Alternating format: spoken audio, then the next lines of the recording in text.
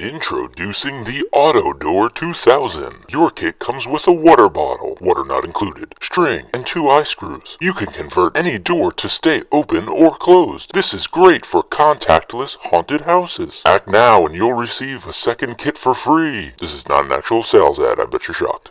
Our haunted house greeter welcomes guests and talks from the other side of the glass, and when ready turns the doorknob, opening the door automatically while remaining socially distanced. It is reset for each guest. Drill a hole in the top of the door for a small eye screw. If there is no gap, you can use overlapping staples. Screw in the eye screw, add another on the wall, tie fishing line to a water bottle, thread the line through the eye screws, and tie onto the eye screw attached to the door. I created a cardboard box to cover the bottle and added foam for a soft close.